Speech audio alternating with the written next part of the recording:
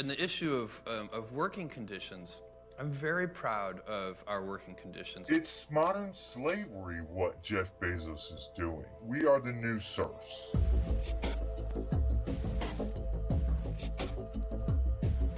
We looked at what the core values were of the brand. In Disney's case, it's things like inclusion and universal appeal. It's good over evil. It's the value of good work. It's the value of treating people well. I need to apply for food stamp because I don't have food sometimes in the table. In the last 5 years, I've been evicted 3 times. I eat 1 meal a day just to survive. I did work many days that were 15, 16 hours, and I had that mini stroke after 1 year. I'm very proud of our working conditions. Many times we work 2 weeks straight without a day off. We're leaving at 4 o'clock in the morning, coming home at 9, 10 o'clock in the evening. That was my reality at Amazon. I am fully convinced that the success of Amazon is actually created by the sheer terror pushing people to the extreme. We had revenue growth of almost 6%. It's evidence to us that the investments we're making in our product and our people are working. I know people that eat Roman noodles weeks at a time because they can't afford food. I also have to live off of food stamps. I look at my coworkers and we're all struggling. I almost felt like it was a huge prison cell because there were just little tiny windows that I could see the sun out of. It made me realize no matter what job I had in the future, it would never be as bad as working at Amazon. One of my favorite things about working at Walmart is the opportunity to make a difference in the world. And the size of the company gives us the opportunity as leaders to make the world a better place. Walmart said Thursday it's closing more than 60 Sam's Club stores nationwide and laying off thousands of workers. Labor unions are nothing but blood-sucking parasites. When I started working at Walmart, I was only making $8.30. I was receiving Section 8, food stamps, Medi-Cal. We just had a great quarter overall as a company led by the studio and Parks and Resorts. I had to move my 16-year-old daughter out of the house. I can no longer afford to take care of her. We've now had 11 quarters of growth. The market's reacted very generously to us over the last 3 years. My CEO makes over $9,000 an hour while I struggle. Disney is quite special. We create joy and wonder in the world, inspiring dreams and capturing the imagination of millions and millions of people. Disney prides itself on the fact that it's a place where dreams come true. Well, Disney, where's my dream?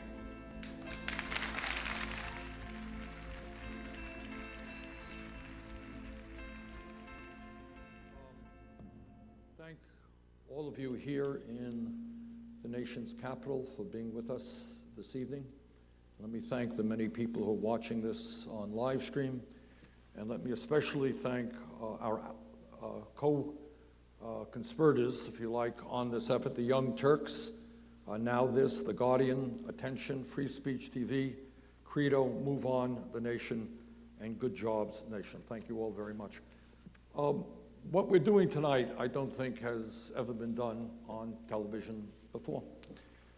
And that is talk about the reality of life for tens and tens of millions of workers who every single day in the wealthiest country in the history of the world are struggling to put food on the table for their kids, are struggling to pay their rent, struggling to deal with childcare and the other basic necessities of life. Now, we hear every single day from the president and everybody else that the economy is booming, that it's doing just great. And the fact is that unemployment is reasonably low.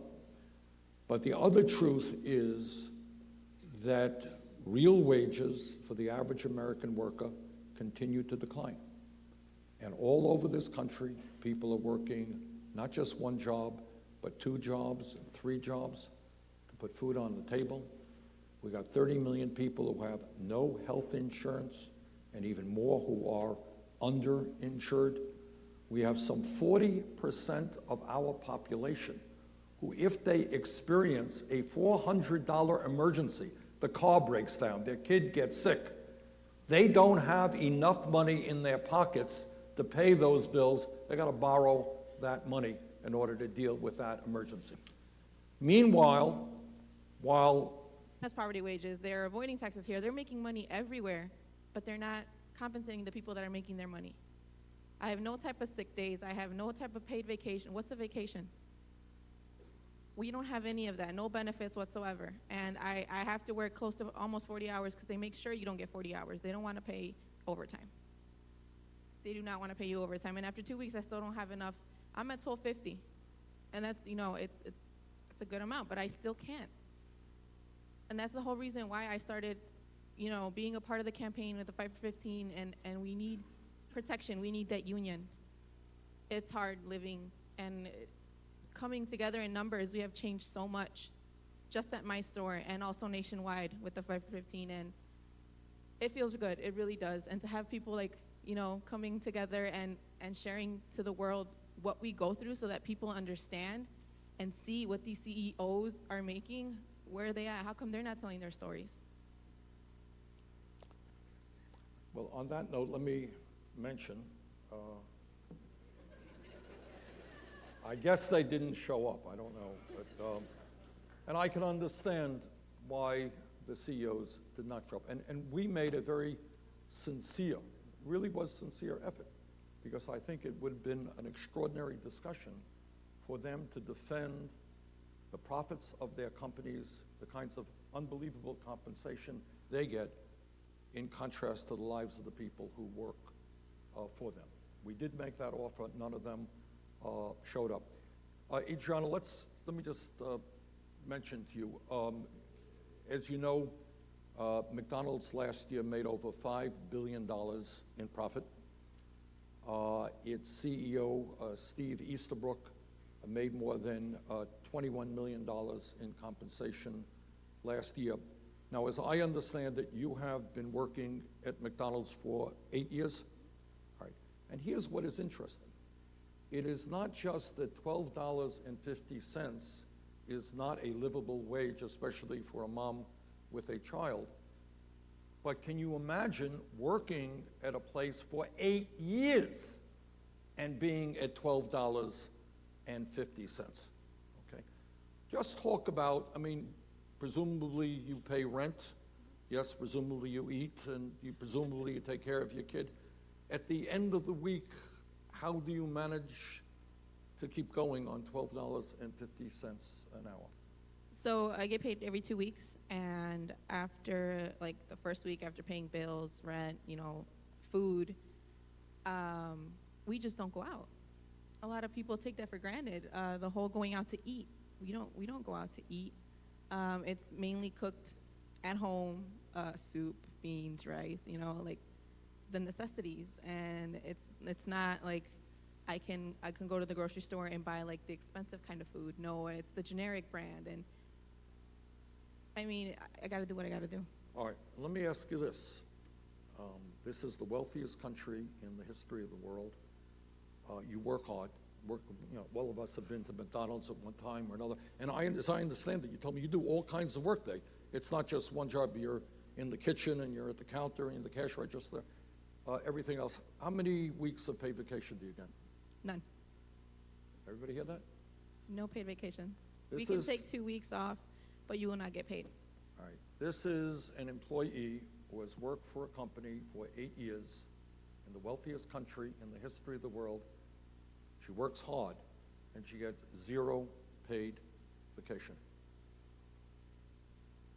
All right, anything else, Adriana, that you wanted to share with us? So far, no. Okay.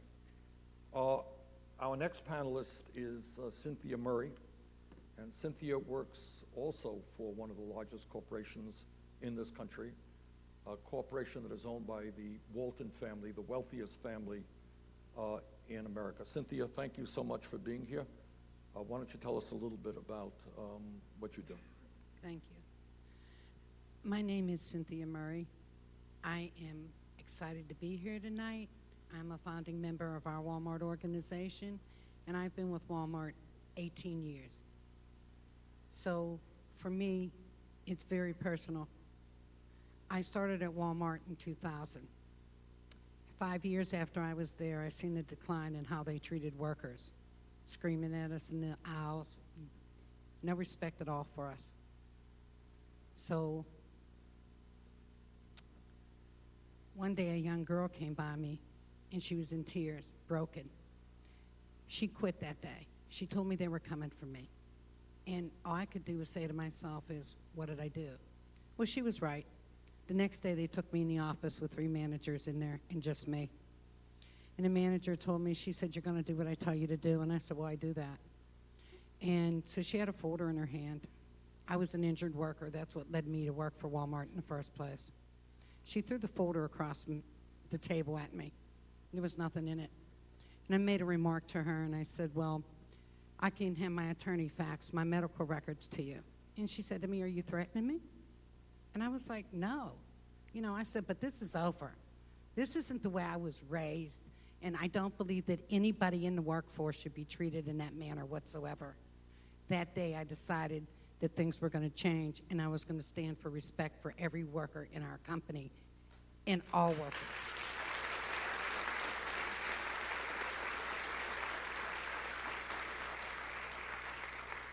Walmart told us that it was only my store. 100 of us got together from across the country. We then found out that what they were saying to us wasn't true. They were treating each and every one of us the same manner, disrespecting us. So we decided to do something about that. We joined together. We made an organization, and we said enough is enough. They pride themselves on low wages, on paying their workers low wages. Meanwhile, we don't even make the poverty level. So from that time forward, we decided that we would also march for 15 and full time.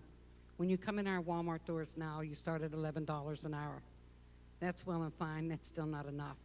But the longtime associates that are there have not even got a raise for a cost of living, which, as you know, I don't make $15 an hour, and I've been there 18 years. There's something wrong with that in our country. Okay.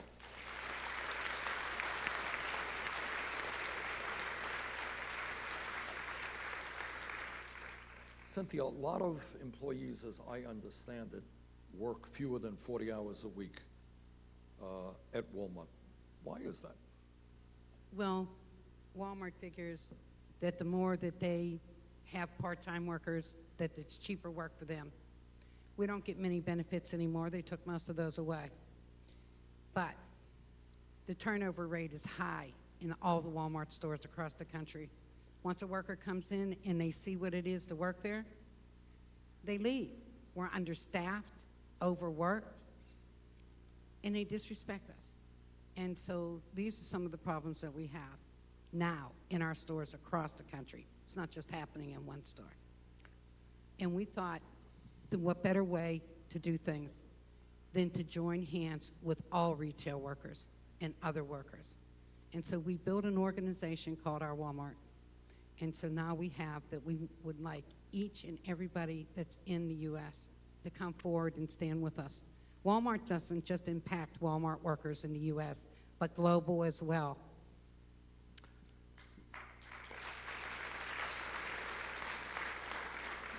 Cynthia, let me ask you this. If people are paid wages that are really pretty unlivable, how do they survive in terms of health care, in terms of getting the food they need? Are many of your coworkers turning to government programs? Yes, Bernie, almost the majority of them. They offer us health care, but it's unaffordable for them, so most of them are on Medicare, food stamps, and public housing. That's the only way that they can make it. A lot of them have to go to the food banks. At one point in 1 year, Walmart store had the nerve to put out boxes for the workers to put in food to feed the other workers. Don't get me wrong. We as Walmart workers across the country, we take care of each other. If one needs something, we give it to the other. But for them to do that, and they're one of the richest companies in the world, come on. Let's get up off of it, and let's take care of our workers.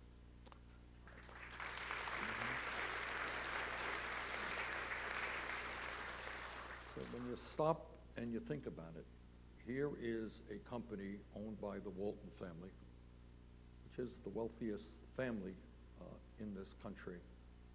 And we as taxpayers have got to subsidize the employees who work for this company.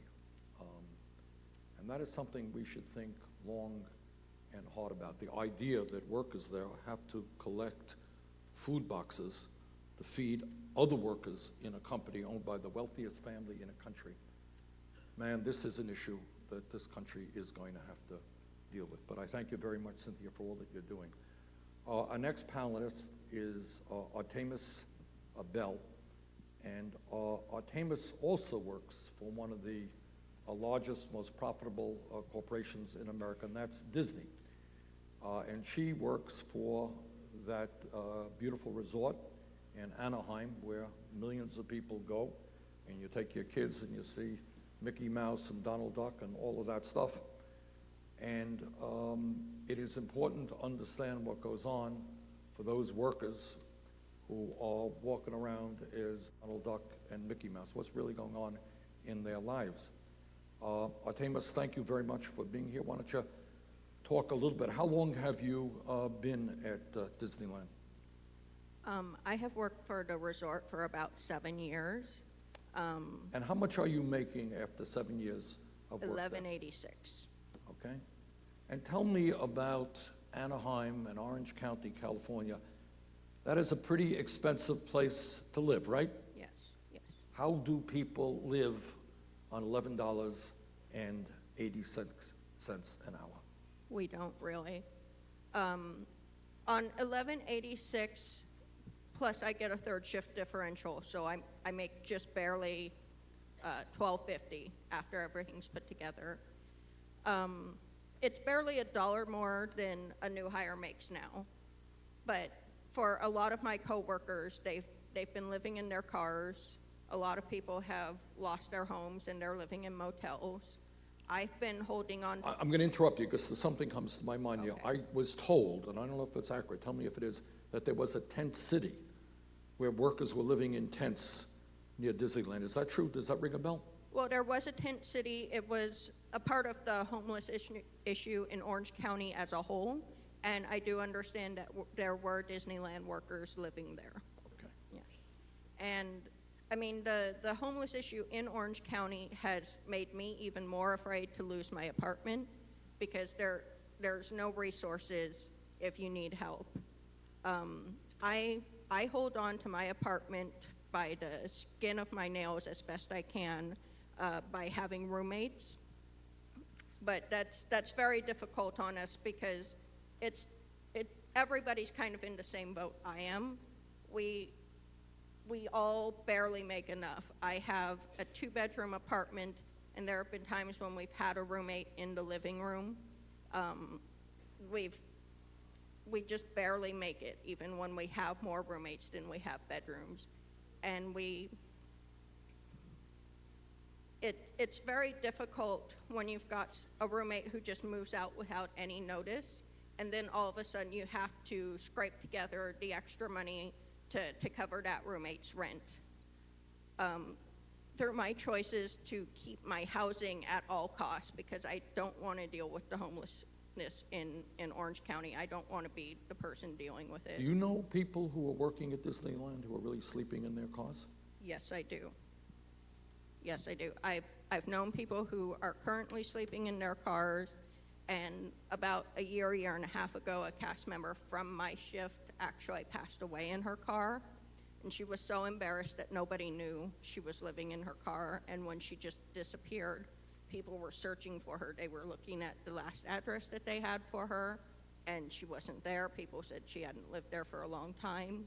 The company made no effort to look for her. This was a cast member who had, she never called out. She was always doing 6 days, and she'd worked for the company for about 10 years, I think. And she was just gone, and the company just wrote her off because she stopped showing up to work. And it was because of the diligent work of the other cast members calling her family and calling the police and everything that they could think of that we were eventually alerted when she was found passed away in her car. But the company did nothing to help us find her, and the company continues to do very little to help us get to a wage where we don't have to live in our car or worry about living in our car. And I think it's worth noting that the CEO of Disney, Bob Iger, signed the contract recently for, was it $423 million over a 4-year period? Yes. So this is a company that makes billions in profits, can provide a $423 million compensation package, but you got people who are working there. And you know, it's ironic about Disney, this is supposed to be the place, it's a happy land, right? You're supposed to be making people feel good in fantasy world, and yet many of the workers there are really just struggling economically. And I've also heard, and again, this is one of the most expensive places in the world to live, Orange County, California, that people sometimes have difficulty putting food on the table and feeding themselves. Have you heard stories about that? Yes, I've heard quite a few stories of that. I know a lot of people who have to go to food banks. I've gone to food banks myself. I try to make food a priority for myself because I was always taught that that's like the foundation to your health. Right. And my family has some health issues that I don't want to have to deal with. And so I always make sure to feed myself, but that means that I'm cutting into other bills that I could be paying with that money. What about health care? Do people have decent health insurance who work at Disney? The health care is okay, but because our wages are so low, it is difficult for us to use it. About a year and a half ago, maybe 2 years ago, I got very, very sick. And I'm prone to sinus infection, so I thought I could deal with it, and I didn't go to the doctor right away. But after more than a week of being sick, I realized that this was something out of the ordinary, and I went to the doctor. My doctor was very mad at me for not coming sooner because it turned out I had pneumonia. After paying my copay and after paying for the prescriptions that I was prescribed, I didn't have any money left at all. So all I had in my cupboard at the time, I think, was spaghetti and tomato sauce, and I lived on that for 3 weeks because I didn't have any money for food after that. You know, we're hearing from workers tonight, and people may be watching this and they say, well, it's too bad we got 5 people up here, they're struggling. This is not 5 people. This is what is going on all over this country. These are the stories of tens and tens of millions of Americans. So Artemis, thank you very much for sharing your story.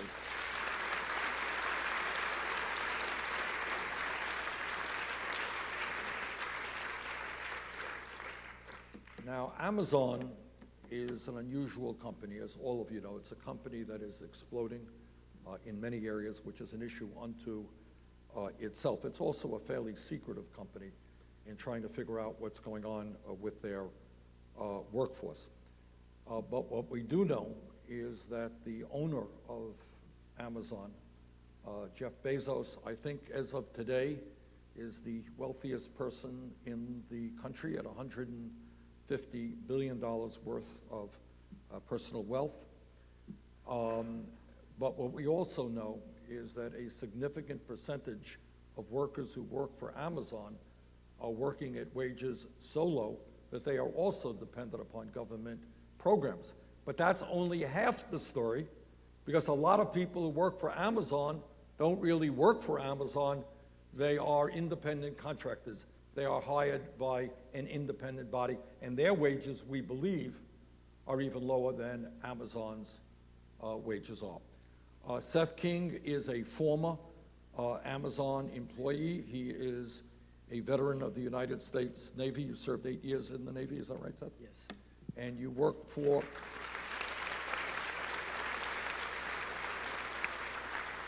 You worked in an Amazon warehouse in Chesterfield, Virginia. Seth, can you tell us a little bit about your experience at Amazon? Hi, I'm Seth King. I'm a proud father of 2, ex-vet or ex-military. Coming into Amazon, I was pretty confident with or optimistic about how the job was going to be. I knew that they paid a little bit better than what I was used to out in the job force, and they provided benefits and 401k, and pretty quickly, right off the bat, realized that it's a luxury to offer things like that when they burn people out so fast that nobody ever really gets a chance to use it, and that their model is basically it's a revolving door of just bodies that they're throwing at the floor, you know. And so I would start a day, come into work, do our stretches, and then it was 10 hours for 4 days straight, walking. You're not allowed to sit down. You're not allowed to talk to other people on the same aisles. If I was caught just conversing with people throughout the day as I was working, they would do something called a working party, where they would tell us all, this aisle all the way down for the rest of the warehouse, there's only allowed to be one person, and if you were caught talking to other people or interacting with other people, you'd get written up. And that was within the first week that I was seeing things like this. The first training day, we started with about 30 people, and by the fourth training day, there was only 8, because so many realized how quickly they just weren't cut for how physically demanding the job was. And I felt that pretty immediately, but I needed the money. I was working a second job as a security guard also, so on top of my 40 hours a week, I would spend 2 12-hour shifts right after working at a security post. And I could have worked a third day. I probably could have used the money too for that, but I needed at least one day to rest. I was so physically exhausted. I would spend almost an entire day sleeping throughout the week. But the environment is just, it's very isolating. It's depressing. I was spending an hour driving to work, 10 hours on the floor, and then the whole time I was there, you know, there's no windows, there's no, you're tracked every second of the day. Every second that you're out there not being productive, somebody's watching you to make sure that you are still on task. And they have a number, there's like a rate that you're supposed to reach for whether you're stowing or taking items off the shelf, whatever your job was for the day. And my entire, even though it was just a 2-month stint there, I was spent even days where I thought I was doing really well. I'd come up at the end of the day about 20% short of their expected goal. It just always felt unattainable. So you're just day to day struggling to hopefully not get fired. You're putting in 100% and you're coming out of it without anything really to show for it. So even through all of that, I was still struggling to make ends meet, living paycheck to paycheck for both jobs. And there was, I mean, it's really personal, and up here on the mic it's kind of hard to talk about, but there was a point in my life where when I was working there, towards the end of the time I was there, I was so depressed, and I kept telling myself, if this is the best my life is going to get, why am I even still here? And I would leave in such like a horrible emotional state that I'd have to leave because I couldn't physically be there anymore. And I finally, like the second time that I had broke down crying and left work because of it, I called one of my best friends, and she told me, if working there really makes you feel like this, if you feel like taking your own life because of the job you're working at, like, don't work there. That is not there's no work environment that should make you feel like that. And so I left, and thank you.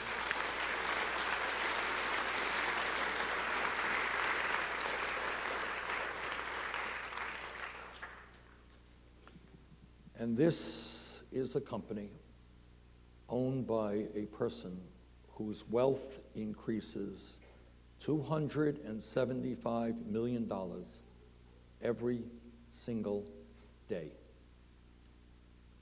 $275 million increase in wealth every single day. And those are the kinds of conditions that workers are living under who work for Mr. Bezos. Ironically, as we speak here, as I understand it, there is now a strike going on in Europe.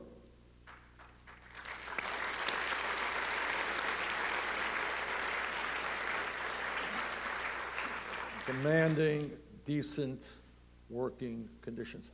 You know, but as we hear, we're going to get to Heather in a second. It was a little bit different story. But as we hear these stories, it speaks to the culture, incredible culture of greed in this country. I mean, Seth talked about it, and Adriana talked about it, is people in a sense are disposable. So we work somebody to a point of no return, and then we get rid of them, we bring somebody else in. It is not a culture where people are respected, who are part of a team, who are nourished, nurtured. It is, thank you, we got as much as we could out of you, you're exhausted, goodbye. We got somebody else who will come in.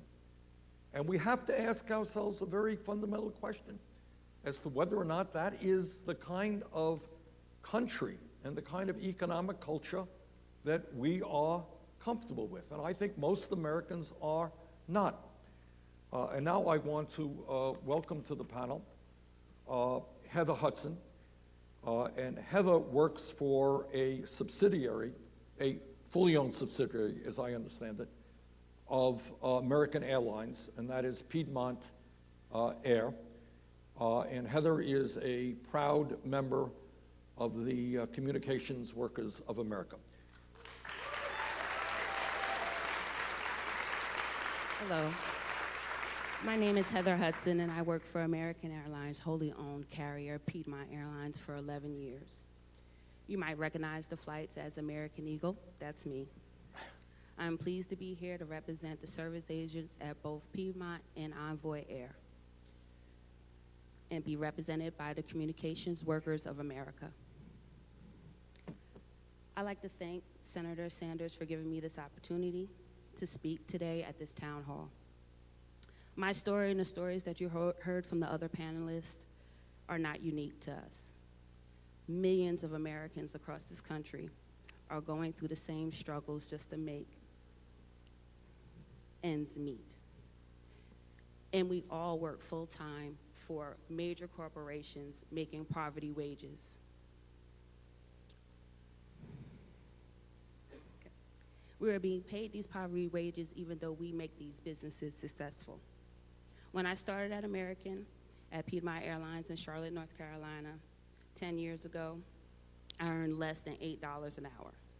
At that time, I was married, and I really wasn't worried about the wages. I was more worried about the flight benefits. So me and my husband and my 4 children can go places that we never expected we would be able to go. Now that I'm separated and a single mother of 4, I rely solely on my paycheck to take care of my family.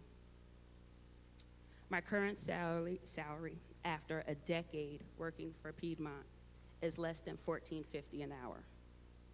I cannot make ends meet on my own without working extra hours. And on those days, I work 12-hour days. Even with this additional time, I qualify for food stamps and my children receive Medicaid. I've been getting the support for the past 5 years. You will never understand how humiliating it is to be at the social service office in line with your coworkers. It shouldn't be this way. The starting wage at Piedmont Airlines right now is $8.50 an hour. I have coworkers who work double shifts every single day. That is from 6 a.m. to 11 p.m. because they're not earning enough to take care of their own families. Some of my coworkers work second jobs at fast food restaurants just because they make more per hour than we do. Being a single mom, I don't have the time to work doubles every day. I struggle every month to pay my rent and other expenses. I have 3 children in college and 2 years from college. My 26-year-old son, Devin, helps me financially. This is not the way it's supposed to be. And those flight benefits that I was so excited about at the beginning of my career, they don't even matter as much anymore. I have to take care of my kids now. So you ask, why do I stay? I stay because I love my job. I love my coworkers. I enjoy my passengers sometimes. But my job is not easy. We're on the tarmac. In Charlotte, North Carolina, if you've ever flown through, we board you on the tarmac, and we are out there with you with umbrellas. We're out there in the heat, 90, 100-degree weather. Okay. Just the back of my chair. We are Americans' frontline workers who are expected to project a positive image and provide a smile. We work hard for our company, and we deserve more. That's why we're here fighting for living wage and fair contracts for over 9,000 passenger service agents just like me. We service flights for American Airlines carriers Piedmont and Envoy. For me, the most disturbing fact of all of this is that we work for a company that is tremendously successful. American Airlines made $1.9 billion last year. Our CEO, Doug Parker, has said he believes American will never lose money. Is American using this money to support its frontline workers in Piedmont or Envoy? The answer is no. Recently, the company lobbied for more corporate tax cuts and announced plans to use $2 billion of their profits to buy back stock through 2020. At the end of the day, I believe it's time for this company to share those profits with us, the workers, who are key to their success. I and the other workers should not have to work extra hours. We should not have to get other jobs just to make ends meet. My oldest son should not have to be taking care of me and his siblings. My son, who is 2 years away from college, should not have to worry about financial fears to go to college. It's time for American Airlines to increase our pay. I thank you, Senator Sanders, for letting me tell my story and believing in that the workers like me deserve a living wage and fair contracts. Thank you.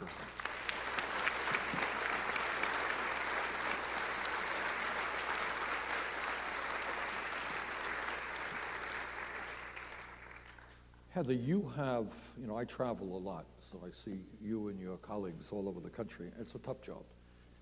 It's a job in which if a flight is canceled, and I was on a flight last night that was canceled, people get angry and they miss job interviews and they miss funerals and they miss weddings. What kind of stress do you and your coworkers work under those conditions? Well, Bernie, I've been there for 11 years. So I have gone through a lot. I have been spit on. I have had baggage thrown at me. I've had been hit, so we have a very stressful job. It was a time in my career where I used to dream about boarding aircrafts and seeing them push back because we're so stressed on time. We have to get these planes out on time. We have to make sure that things are done properly. And so it's a very stressful job. Heather, if somebody were to walk into Piedmont tomorrow applying for a job in Charlotte, what kind of wages would that person get, do you think? $8.50. $8.50. Mm-hmm. And you have been there for 10 years? 11 years. You're now making? $14.37. And despite working long hours, you have to depend upon food stamps to feed your family? I do. And this is what it's all about.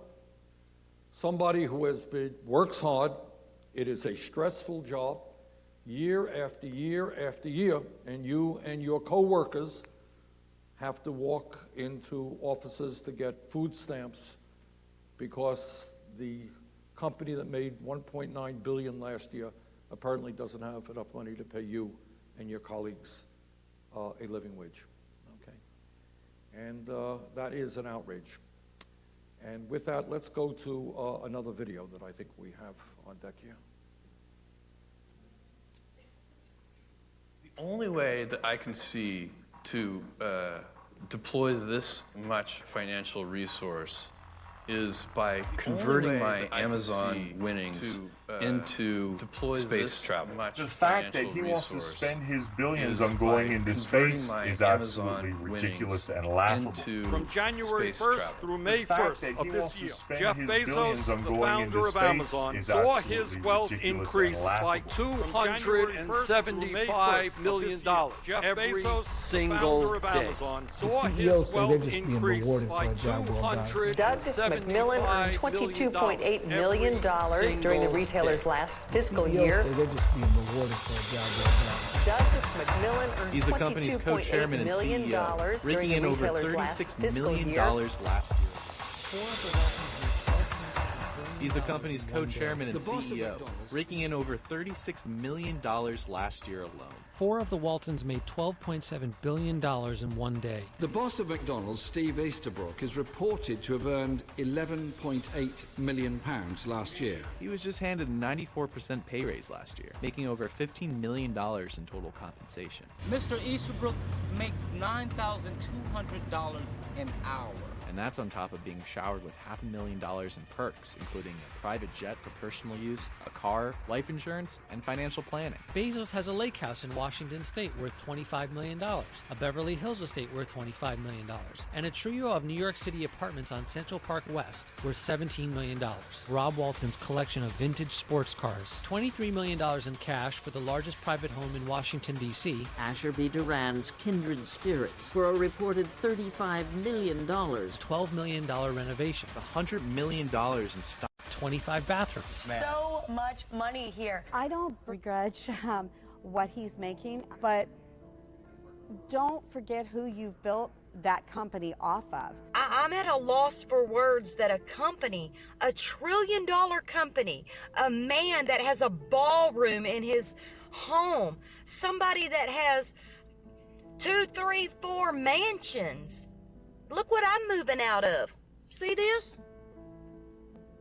I think the mass accumulation of wealth from Bezos is a symptom of a broken system. They are hoarding wealth, and they're stagnating this economy, and it's time for a change. So we are looking at a world in which people, handful of people, have wealth beyond human imagination, and the people who help them create that wealth are struggling every single day and are dependent upon government programs in order to feed themselves and their children. And meanwhile, because of a corrupt campaign finance system, these people and their friends are creating a political climate which not only does not address these problems, but gives more tax breaks and other benefits to the people on top. It is worth mentioning that last year, Amazon reported some $5.5 billion in U.S. profits, but somehow or another, they got away without paying a nickel in federal income taxes. And Trump's tax plan will provide Amazon with a $789 million tax giveaway. If this were not so pathetic, it really would be laughable. The idea that multi-billionaires get huge tax breaks, live in incredible mansions, and their workers are struggling to keep their heads above water. Let's talk now about where we go from here.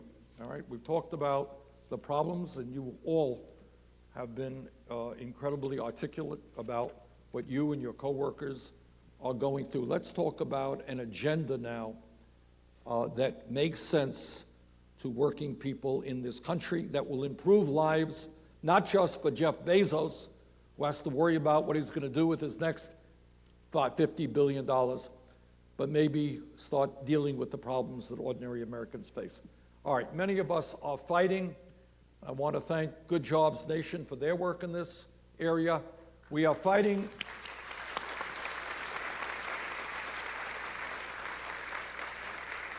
We are fighting for a minimum wage, which says that in the United States of America, if you work 40 hours a week, you should not be living in poverty you should be earning at least $15 an hour. All right?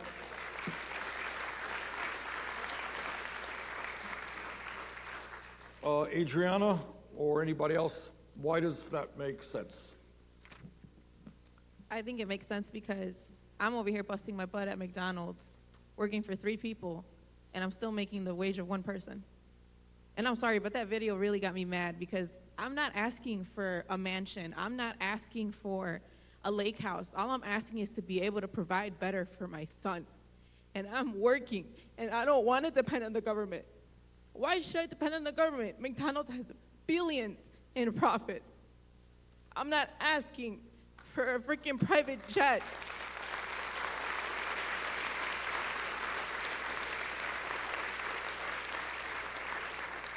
If I'm busting my butt, I don't want to ask anybody for anything, especially not the government. Why? Because taxpayers are subsidizing that. And that's what people don't understand. I want to be able to provide for my son by myself. And I feel like $15 an hour is a start because we're already in a hole. We're trying to climb out. We need protection. We need the union so they can give us $20 an hour and then cut our hours. We need that union. We need protection. We need our voices to be heard because people are scared. People in my store are scared. Older Mexican ladies, they are terrified. And that's why I feel like I need to be there to protect them, to let them know what's going on, to let them know that they should not be treated that way, and the wages that we're making, they should be way higher. Let me ask the panel to comment on this. There was a study that came out recently, which is really quite an amazing conclusion here. It said that something like 40% of the American people, if hit with a $400 emergency, all right, that means a broken car, right? It means your kid getting sick. It means you're getting evicted and having to come up with a deposit for a new apartment, right?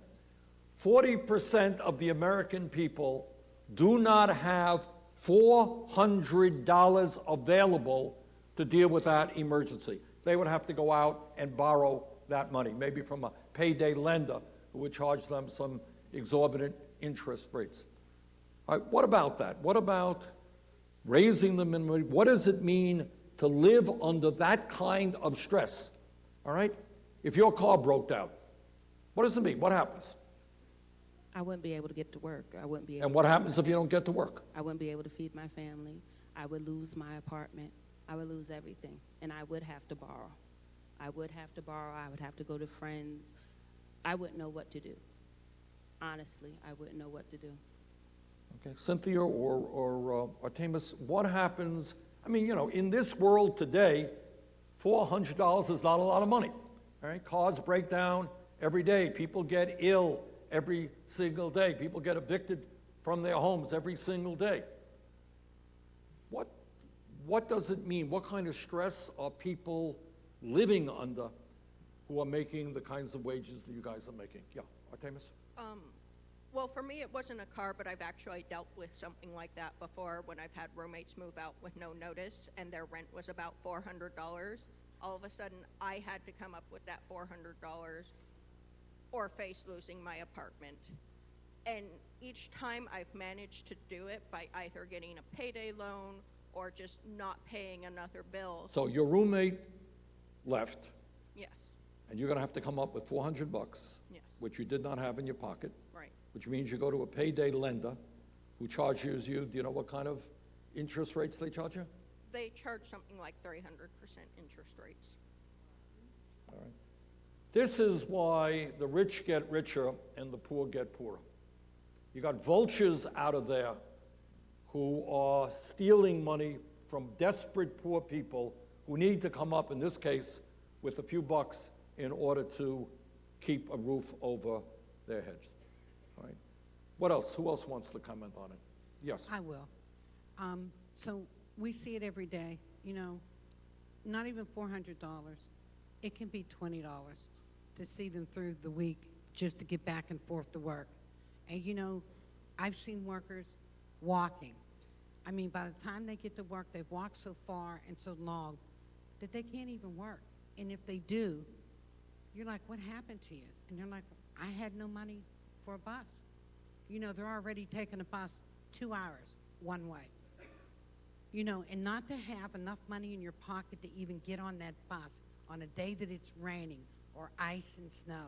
Imagine that. And then, you know, they have nothing to eat, no lunch. And then they say to me, you know, I got to go home today and I can't even feed my child. Can you imagine? We live in the U.S. and these people keep getting richer and richer. And so just one thing, $20. Now Walmart says they got a loan. You can take a loan out on your check. We'll give you something out of your check. But the moment you do it, you're going to get charged $6 every month, whether you use it or not. Now that's just like a payday loan to me. That's $6. People say $6. Ask one of our workers what $6 can do for them. And they'll tell you, that's 2 days to go back and forth to work. That might be a dinner for my child. So that's wrong too. Seth?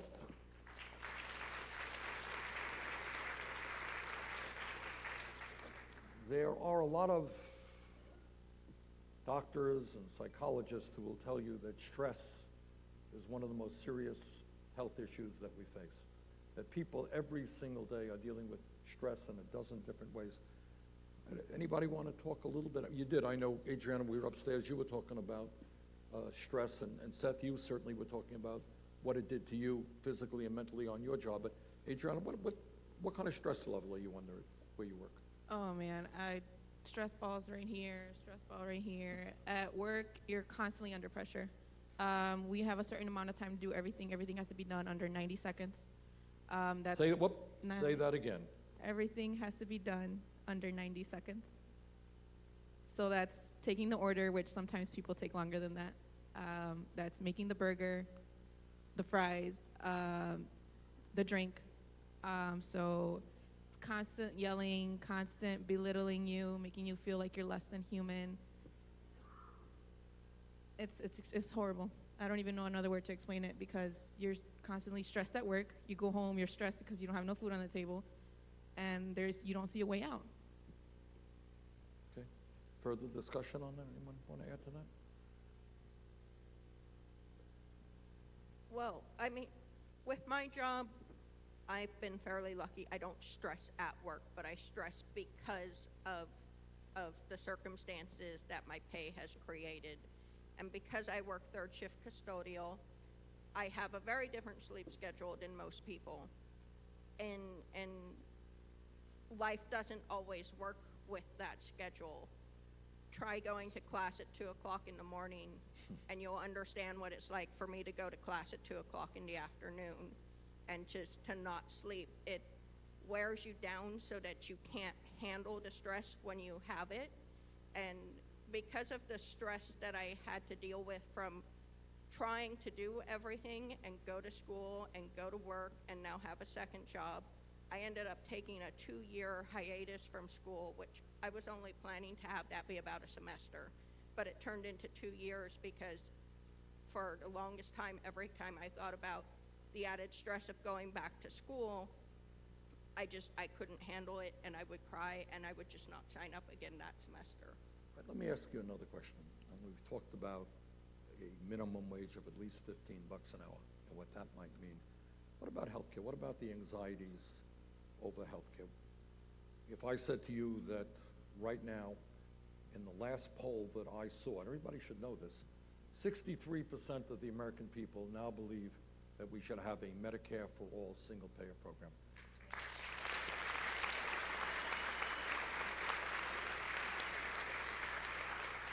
Now, we have a president who wanted to throw 32 million people off of health care. We have a president whose budget would have called for $1 trillion cut in Medicaid and $500 billion in Medicare over a 10-year period.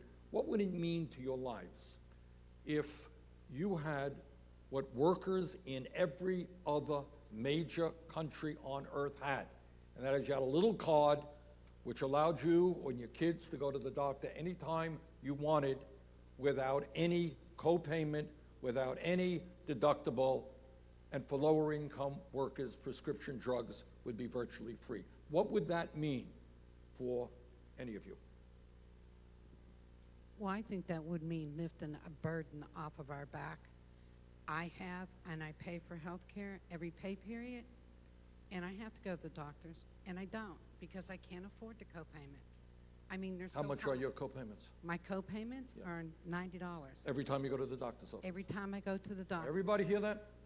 And that's not the money that I spend every pay period to pay for that insurance.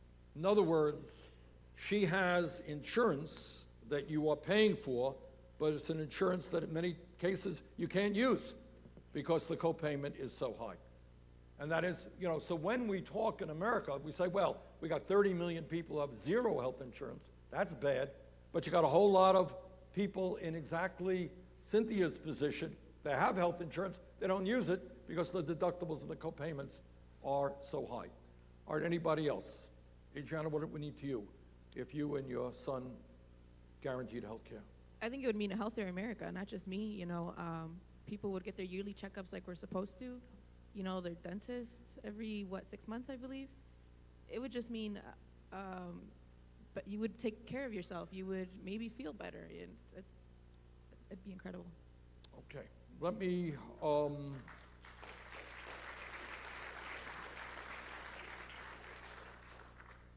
again, I don't want to be too radical and suggest that maybe the United States of America might want to do what virtually, every other country, major country on earth is doing. But what would it mean, do you think, to your lives and the lives of your co-workers if we had 12 weeks of paid family and medical leave? What would it mean to you?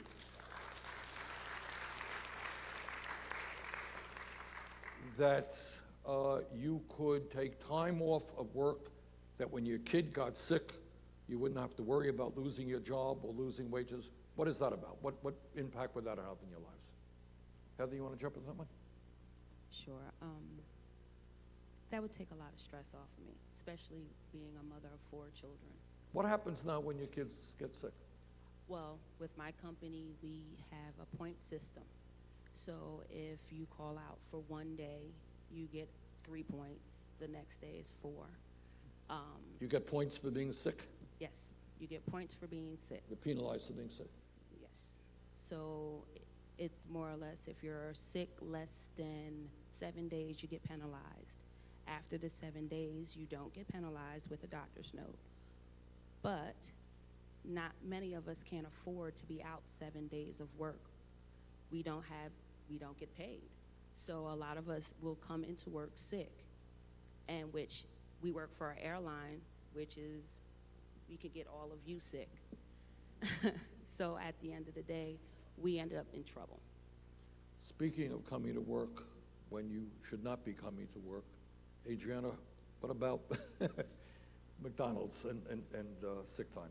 Oh, we do not have any sick days. So I'm most likely going to come into work sick because I can't afford to lose a day. So I'm working with food. Like she said, I'm probably going to get some of you guys sick. He yelled at me saying that I get him sick. So yeah, it's hard when you don't have any paid sick days. So if my son gets sick, I can take him to the doctor and they'll accept the doctor's note, but I still lost a day of wage. All right, let's just take a deep breath and recognize how crazy this is. She deals with food every single day, right? Hundreds of people coming in and out. And I presume there are days there are people who are sick who are handling that food. I mean, what can we say? And you deal with people who are going all over the world, right? And if somebody has something that's contagious, that person will take it all over the country. Okay. On that cheerful note, let's go to another video. While the rich are becoming much richer, we're seeing mom working and dad working, kids working incredible hours, and they still don't have enough money for basic family needs. And what we are saying today is that is going to change. Be able to earn a living wage, not struggle with our everyday bills and rent, to know that we will be able to put food on our table at the end of the night. If I was making $15 an hour, I'll be able to get up out of the shelter and get on my feet and get my own apartment. Investing in associates means letting us take care of our children when they are sick and accepting our doctor notes. Investing in associates means giving associates set schedules so we can plan our lives and be there for our families. Corporate America understands that when workers become organized, when workers are able to engage in collective bargaining, they end up with far better wages and benefits than non-union workers. A union would offer me protections at work that I do not have now. Bring the minimum wage to $15 in the union, that's going to be a big change, a boost. My message to Disney and to our CEO, we deserve the same magic back. Disney can afford it, and your cast deserves it. Jeff Bezos should be a model for how to treat our employees and give people a leg up. This is the wealthiest country in the history of the world. It is not a radical idea to say that if you work 40 hours a week, you should not be living in poverty. It is not a radical idea that in America we join the rest of the world with paid family and medical leave. When millions of us stand together, we are going to win. Nobody is going to stop us.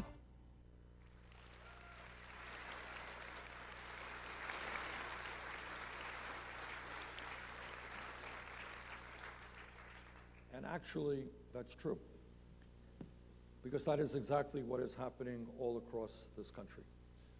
Now, if we were here 5 years ago, and I got up here, and I said, you know, I think we should raise the federal minimum wage from the starvation wage of $7.25 now, which is what it is right now, to $15 an hour, people would have said we were crazy, right?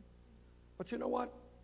All across the country, because of the wonderful work done by these, stand up, Good Jobs Nation, stand up, guys.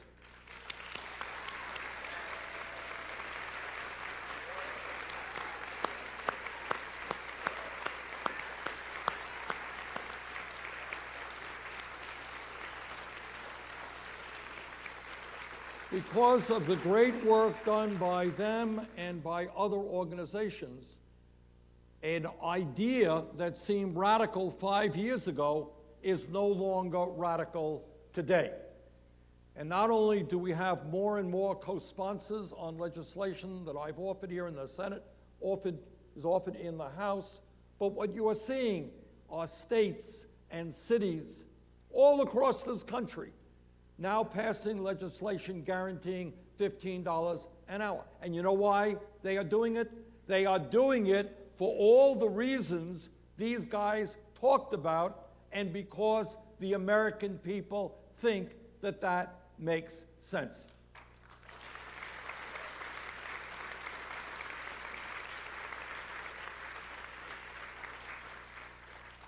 All right, let me throw it open to you guys. Talk to me. I know by definition you would not be here if you were not active, if you were not thinking about these issues. How do your coworkers, not every coworker, responds to what you are going through the same way. What are some of your coworkers thinking? What are their attitudes? Are they hopeful? Do they think we can make change? Who wants to talk about that? What's going on in the minds of some of your coworkers? So I'll start. At my job, like I said, a lot of people are scared. They don't quite fully understand what a union is, so they just think, oh, union, they're gonna just take my money. And so I try to explain it to them, like, no, you work out a contract, you get paid sick days, you'll get vacation, like we don't have vacation, what's a vacation? So they'll be like, oh, okay, well, so I think it's more of trying to make them understand.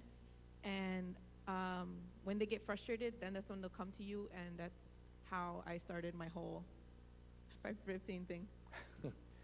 Cynthia, what about workers in Walmart? Are they prepared to fight back, do you think? Oh, yes. Walmart workers are prepared to fight back across the country. Our organization, we've joined hands across the country, and we're trying to change the way that the conditions are in our company, and especially 15 an hour, and that's low. We all know that if we had still continued with the minimum wage, it would be like $21.50 right now an hour. So we are way below that. And it has to change, and the only way that we can change that is if we all continue to join hands and stand up across the country. We need Walmart to continue to start giving these workers full-time hours. What can I do with 1 day a week at $15 an hour? Nothing. So we are going to continue to stand for 15 full-time schedules, and we want harassment to stop for all workers across the country.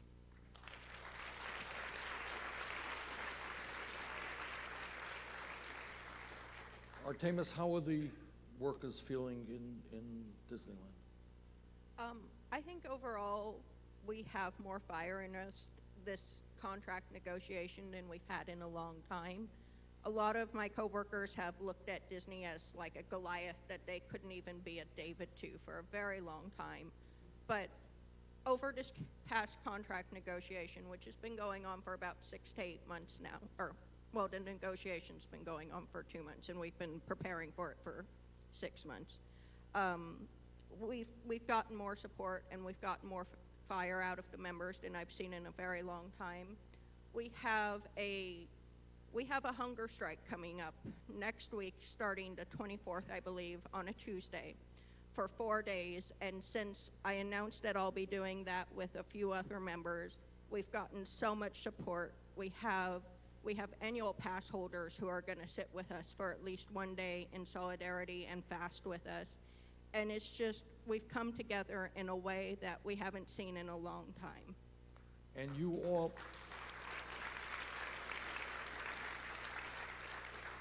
you guys have worked on a ballot item for Anaheim. Can you say a word about that one? There is a living wage initiative right now that's being pushed by a coalition of unions that my union is a part of. It starts at $15, if it were to pass in November, it would start at $15 in January of 2019, and over 4 years work its way up to a living wage in Orange County, which is about $18 an hour. Now, what's interesting about Anaheim, it's not just that Disney and the other big companies there get federal tax breaks. They also have managed to get enormous tax breaks from the city itself. Is that right? From what I understand, over the last 10 years, they've gotten roughly $1 billion in tax breaks, and they managed to get a tax, they managed to stop a gate tax from being passed that would have brought in about $1 billion over the next 30 years, I think it is. My numbers might be a little off, but it's close to that. That would have put money into the city for over 30 years, and instead that $1 billion is going to build Star Wars Land, which they were gonna build whether they got that tax break or not.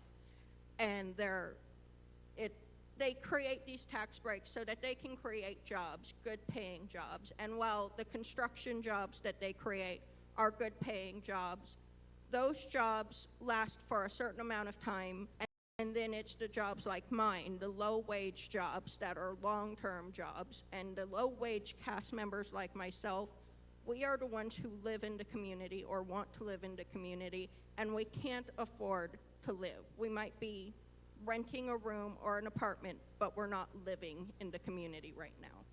Seth, did you want to add to that discussion? What was your impression of the consciousness of workers in Amazon where you were there? My impression is that, kind of mimicking something that was said earlier, is that we're not an isolated incident. And while my story, I had the luxury of a second job so I could quit to afford myself, the mental health break that I needed. There are people who their livelihood is hanging off of working at Amazon and spending all of their time at Amazon. And I'm a semi-young and able-bodied person. I'm pretty active. So for it to be as physically demanding as it was to me, imagine what it's like for some 40, 50-year-old person who is starting off there like I was for the same wages. And there was this woman I remember the first or second week after I started working there, who she was probably in her mid to late 40s. Every week there was some new brace she was wearing, a wrist brace, an elbow brace, knee brace, ankle brace, until eventually she just stopped showing up. So I know that there are more people out there who feel the exhaustion that I felt and feel like the pay is not only not worth it, but the culture of the environment of working there is it's to use you until you're no longer necessary. So, Heather, what about the airline industry and American Airlines and your coworkers? Pardon me? Considering the union? Yeah, I mean, how are they feeling about things, and what does the union mean to them, and so forth? Well, we're a new union, so I live in a state where unions are not normal. Where I'm from New Jersey. I was born, raised in a union household. So a lot of my coworkers don't know what to expect, but at this point, the CWA, the Communication Workers of America, have done us justice. They support us, and they make sure that our company make sure that we're safe and promote affordable health care and our living wages. So I'm very pleased with our union.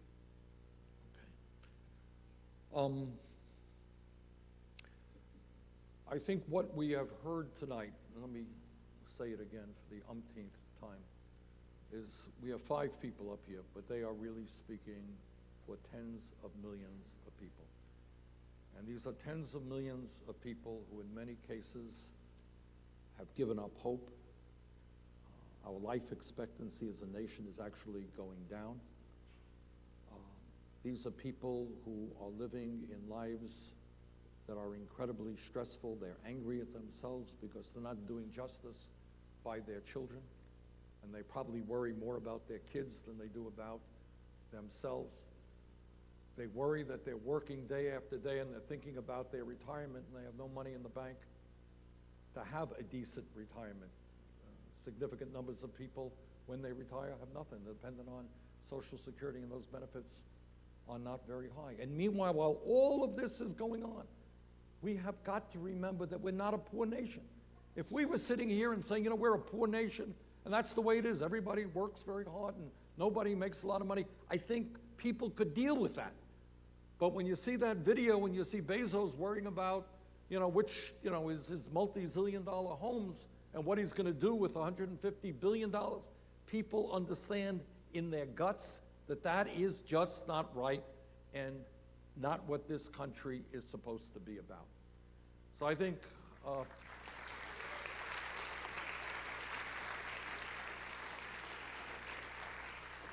and the good news is that I think all over the country we are seeing people standing up and fighting back, and it's not just the fight for 15, it's the fight for universal health care.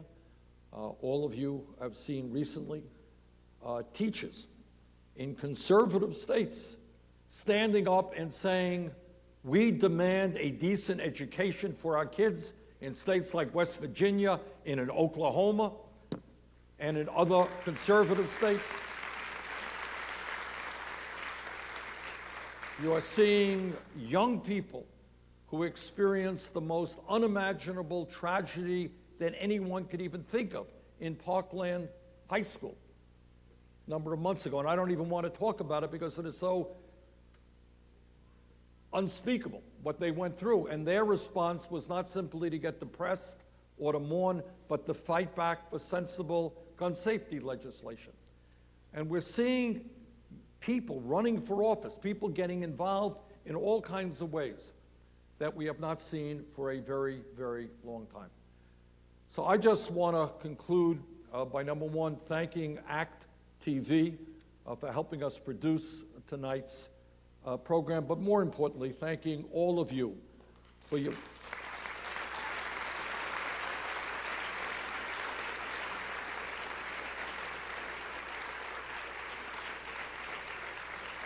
thanking you for what you are doing and for your willingness to share your story with the American people. Thank you.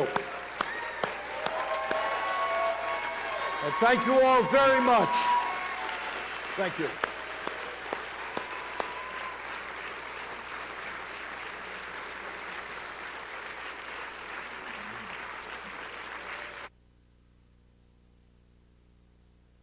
Thank you so much. These guys are something else, aren't they?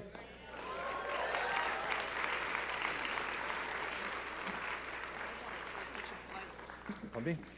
Okay, good. Good job.